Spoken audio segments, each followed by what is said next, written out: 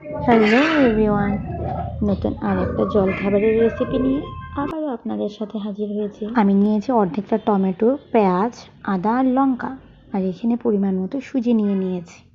আমি এখানে 2 কাপ ময়দা নিয়েছি, আপনারা আপনাদের পরিমাণ মতো নেবেন। মশলার মধ্যে কিছুটা চিনি, মিট মশলা, হলুদ আর ধনে পাউডার। আপনারা চাইলে এখানে ধনে গুঁড়োর পরিবর্তে ধনে পাতাও দিতে পারেন। তা আমি নিয়েছি একটা ডিম আর স্বাদ পরিমাণ নুন আর কিছুটা কারি পাতা।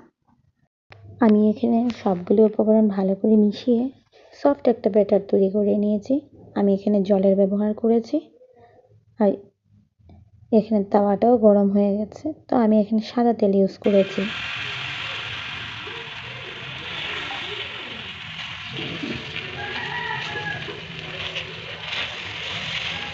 আর এই জলখাবারটা যে কতটা সুস্বাদু